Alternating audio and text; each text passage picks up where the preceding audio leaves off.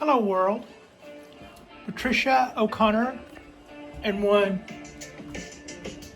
Frida Reba Darcy here, and it is our Sunday drop. And we got our boots off and we're still kind of showing a little bit of the signs of what was going on last night. Today is going to be a little bit of show and tell. I'm going to start off today with where I left off last night. Last night we did our second Saturday Night Live, and I had a couple of issues. One, I had a quality issue over the video that I'm working on. I have no idea why the frames per second rate was and is so low. I don't know whether or not that's just something I didn't know about live performances. I don't think so. Or whether or not I have to look at something on my end. But we will look at that before next time. And also, as with when you're going live, things can happen. And we had somebody come on the live stream chat and kind of drop a couple of racial slurs. You know what? They weren't being transphobic. They were racial slurs. Neither of those has any place whatsoever in my life. And I love everybody. And whoever did that is usually people that tend to do things like that are on their own miserable. So it's easy to feel sorry for somebody once you've seen enough of those guys to know what's probably going on there. But even that, will not tolerate that for a second. That's just the one way. That's the one thing you can do to get yourself bounced right off the page. Like that would matter to you. But go find somebody else to be stupid to. Anyway, this is our Sunday drop, and I'm showing you this cork bark oak for the fine reason that it was what we worked on last night. And I kind of wanted, when I was underneath, I had this wonderful view from underneath of what it is that we've been doing. And a lot of times using your phone as a camera and getting sort of these flat shots, you don't necessarily get to see what our fabrication and everything is look like. So here's a little from the bottom looking up view of what we have so far mostly grown this year. Some of the larger branches are from over a year ago, 2 years old, but a lot of the secondary and tertiary on this is all this summer. And there's either a piece of akadama or a lazy spider bouncing along on a cobweb up there. I'm not worried about that. If that's his, he can have it, or if that's him, he can be himself. Anyway, I can't tell what that is.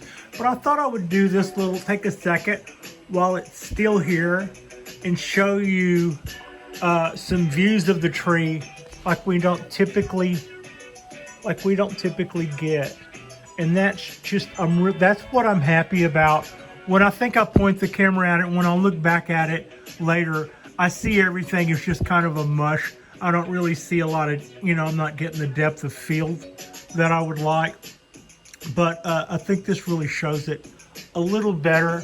And to that end, I had also had done quite a bit of going on earlier in the year about how I was not concerned with wire marks. So this is the view or the angle that would show you what it is that we ended up with in the way of wire marks. So when I said I wanted to see what would happen if we allowed our wire to stay on the branches long enough to hold them to a shape, that's the end result. Now, that got really tight, and as it looks like everything swelled up past it, but not much, just a little. There's some more here and here. So it'll be interesting to see over time whether I'm right or not in regards to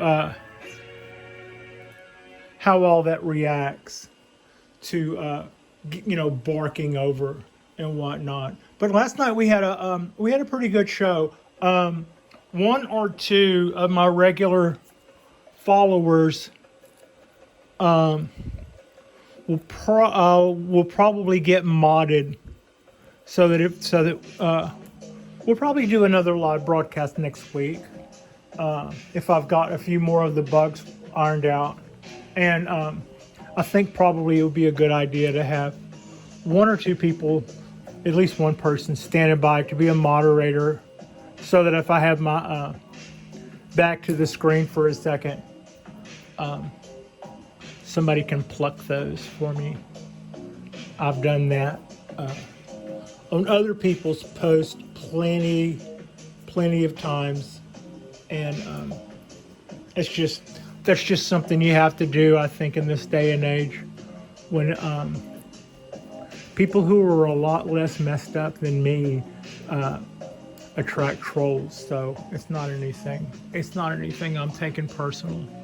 But I just also want to let my regular viewers know that when it comes to that, I don't shy away. All I can say is they wouldn't do that to my face. I am clipping up one or two of these little tender ends that I could have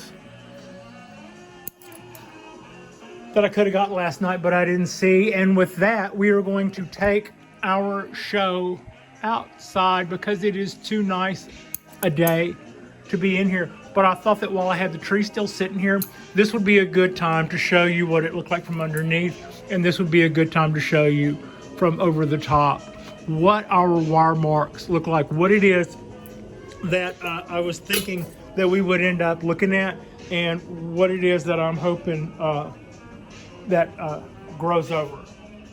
So yeah, that's got us there. Now, as you noticed when I started the video, my cutting bin, the cutting bin we're doing, is now in the kitchen, which has freed up a whole lot of area. The lights have been finished. I got the rest of the angle iron up on them so that they're strung out very taut now and flat, and they're doing quite well. I moved them closer together, and they are both at a little bit of an angle like this, so that their spread goes out that way and should be almost overlapping. Looking at the top of the cypress trees, which are not quite centered underneath them but close, I can see they're nicely evenly lit, as everything else. But also look, there seems to be a lot of open space there. A lot of open space. The oak tree was right there, but then where's everybody else? I moved them.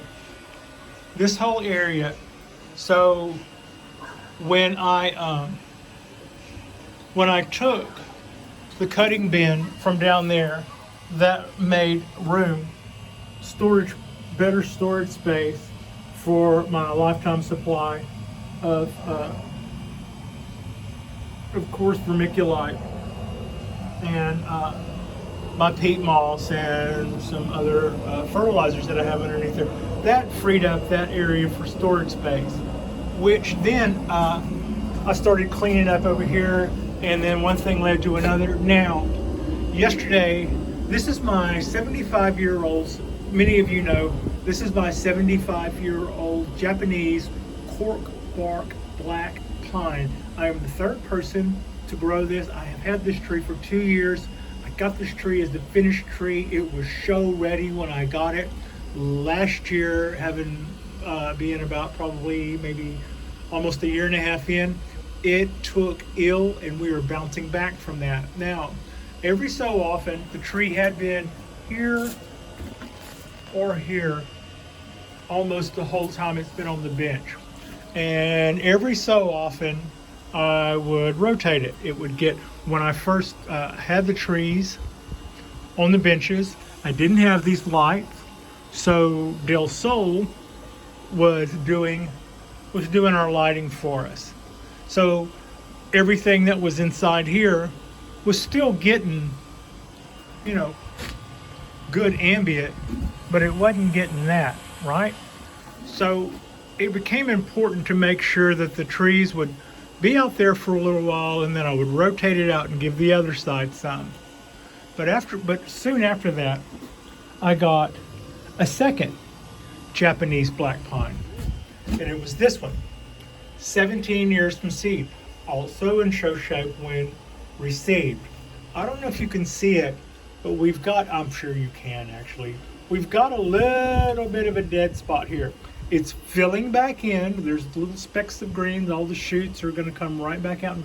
But that started the first summer I had it, and that side of the tree was facing outside. So at the time that happened, it was hot, but it was windy. I worried that maybe this side of the pot got hotter, because as it is, the side that faces the sun direct is, even when I just do it that way, this side is probably 10 degrees hotter than this side. This wouldn't burn a person, but somebody would go, yeah, that's hot. And somebody would say, yeah, this is warm. So times the smaller tree, I wondered if the roots maybe dried out faster, and with the wind blowing, that's what we had going there. Or also, this is a south-facing balcony, ideal in most instances, what you want.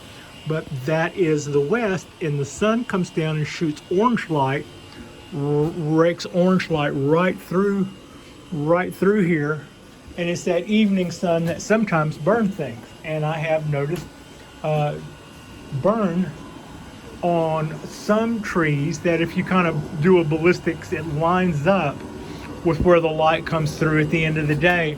And so I've kind of, on my maples, made measures to account for that. On my Dawn Redwood, I accounted for that. When I saw the right underside a little bit of my Ponderosa starting to turn yellow, I watched to see if that wasn't again that evening sun. I think it was just third-year needles. It's starting to turn a little yellow with third-year needles, but we've got a strong flush coming out.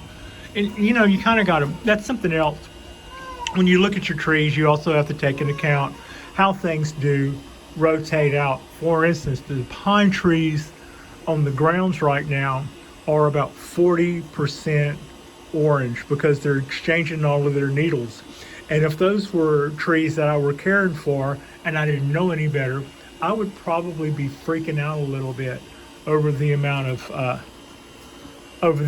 but that's time for them to swap their needles out. So that's kind of what's going on there. So yes, I am concerned about, I've looked into it. It doesn't make a whole lot of sense to me that wind would necessarily become an issue for trees that are known to live in climates where hurricanes are. For instance, the whole reason why we can get a second flush out of a Japanese black pine is because they live in places where they could be stripped bare by high winds, like a hurricane, and they would have to be able to come up with a second flush of needles to survive that. And that's why they're two flush trees. But still in all, the last couple of weeks, the tree has been facing the other way. And there was an area like right in here, but on the other side, where we experienced quite a bit of dieback. And when I'm looking at it right now, this side, no, excuse me, this is the front. This side of the tree was the healthier side of the tree. And so when I rotated it out, this is the side that went facing the outside.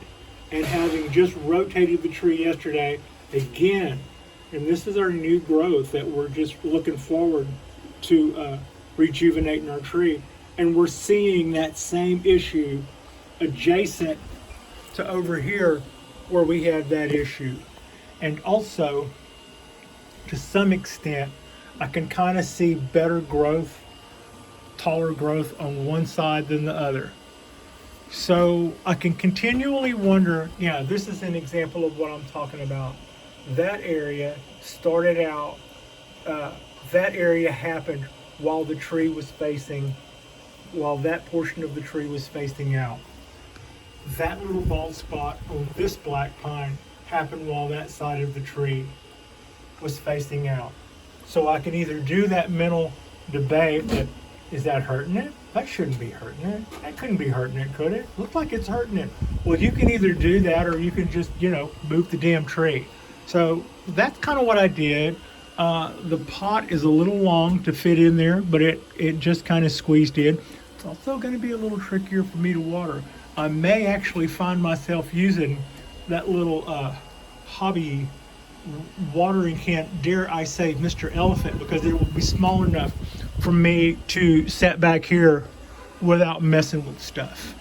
Other than that, I think these trees are probably in a good location. I'm leery about changing locations on my trees, having not done it before, but there are plenty of people who have to take their trees in and out of greenhouses and other things, so I know that's something that trees do. So that only left one more pine up there, and like those two, the part of the tree that we cut off was the weaker part of the tree, and wouldn't you know it, that was the part of the tree that, as that pot sat here, faced that side. So we just brought our pines here, except for our ponderosa, and we're going to keep a close eye on how it's doing. My main concern with it is in just remembering its water needs. It would probably be a good tree for water restriction because it doesn't require a lot of water. More prone to overwater that than I would be the Japanese black pine that in the early days I probably did overwater. It's like you start doing something enough to where you think it's healthy, and then you think to yourself, you'll wait until you see things start turning yellow and then you'll back off. So that's kind of, I don't know, maybe I should have rethought that, but we did see yellow on our Japanese black pine before we learned to back off. Now I am framing up the cypress trees. They are doing what those cypress trees do.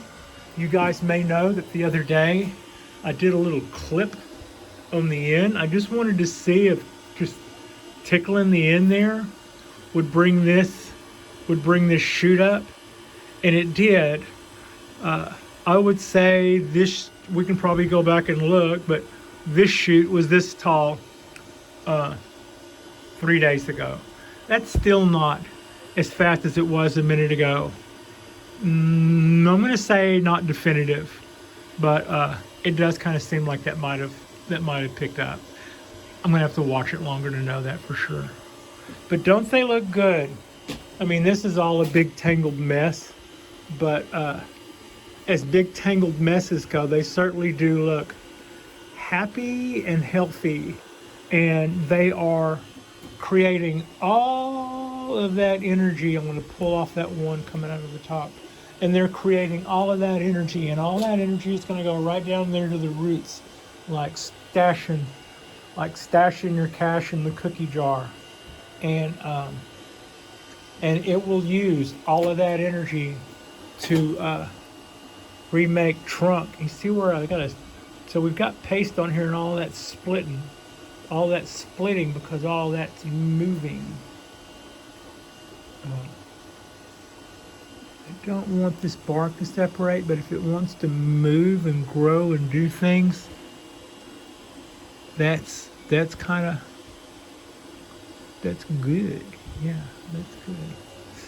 All right. So that is a quick look at some of our catch-up things that we've been working on. These, our overhead lights, are finished and in their final position. I got more zip ties up on them, and then everything is clipped back. I left a tiny little bit of stub coming off the ones in the center. If I ever need to tighten them more or something, I left enough to where I could clamp them with vice grips, which would they're small enough to where I would need vice grips, but they're long enough to where I could use vice grips to do that if I needed to pull them tighter for some reason. I don't see a need in that. I left a little bit of slack just so, because I don't want things rigid. Things that are rigid break, and they're strong enough to do fine just like they're doing. Pan over and look at our literati. We did a little decandle on that the other night. It's doing nice. It's settling in, not messing with it. It's probably only been watered twice since we acquired this tree. I'm really happy to have a new addition. I was looking forward to getting a new tree, and it just filled the spot nicely. Really looking forward to spending some good quality time with this guy. So that's a quick look. I could probably do a recap on everybody's everything, but here in a little while, it's been kind of cool today. I'm a little late on the watering. I don't think anybody minds, except this probably is thirsty. That's a I'm thirsty Pat. So I've got a little bit of that ahead of me. Other than that, producing this video and dropping this thing when it happens is about all we have going on for our Sunday. Our next drop will be our Monday drop, and I don't even have that one. I don't have that one planned yet. I'm looking at all their little show hens here. They get a lot of attention from me here lately, and so I kind of skimmed over them today, but they're all looking good. The bougainvillea's got its little thing. The oak tree looks dirty. I don't know. I'll let oil or something get on the leaves, and now with all the construction or dust or pollen or whatever, it always just kind of looks dirty. There's Hoss. It's looking great. There's my 2-year from seed Japanese black pine. It's doing well. It's pushing out after its big decandling. Simply P is bringing up the rear and doing well. I haven't said anything about this. What I did? What have you done? I did a pretty major cutback on our coastal oak, and yeah, I know that doesn't look as good as it did last week. It almost looked like a tree last week, but the problem with that is it only almost looked like a tree. We had a lot of dead spots, and we had a lot of limbs growing in the wrong place. So some of the things that I have trimmed back will help us, and even then, I didn't really do enough. That's going to come out with some more stuff, so okay, fine, we can get away with that.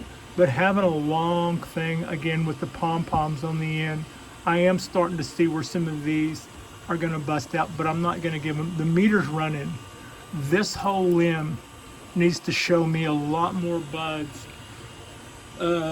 between now and fall, both of these guys, or they will get pruned back to here, and I could cut this back to here and start over with what's coming out there. I could cut this back to here and start over with what's coming out here, but in the meantime, I probably just should have went ahead and bought the bullet and cut those like I did everything else. But that's got this tree on the right track. It is not as fast as its cousin, the cork bark, but it is a hardy tree. It loves hot days, which this is not, but on hot days it almost puts on as much growth as its cork bark cousin. The wisterias are shedding all of their stuff. They just kind of these two wisterias, that's what they do every summer. They just shed all of their stuff, and then later they catch back up with another flush later in the year. So that is us, and that is you caught up on what I did with part of my day off. Finished the lights, moved the bin in the kitchen. Oh, I didn't mention this. There are heat mats. I have 2 heat mats underneath the cutting bin that I was showing you in the kitchen. So you just remember what you saw of that and think there's 2 heating mats underneath there. I'm a cube tap or a patch cord away from plugging both of those in neatly, but that's about to happen. I just remembered I may have one, not sure. Anyway, that'll either happen today or tomorrow, depending on whether or not I need one or not. And so that's coming along on our cuttings. I like the location. I like where we are. I like that nothing has died yet. So we're all that sand, that moist sand, sure was heavy to bring in there. That bin doesn't look like it would weigh very much, but the layer of wet sand in the bottom of it made it a bit heavy. But I think that's a good location for that, and it makes it a lot more accessible to me, which makes it easier for me to do things to it. I was also thinking about putting a handle on that other bin that I'm using as a lid, kind of like a, yeah. Anyway, that's us. Like and subscribe if you guys have not already. Our next video will be manana, our Monday drop, and I'm not even sure what that one is yet. Maybe we'll flip a coin and decide which way it's going to do before I release it. So I will see you guys then. I hope you have yourself a fantastic, beautiful Sunday like what we're having. I appreciate you. Frida appreciates you. And thank you so much for watching.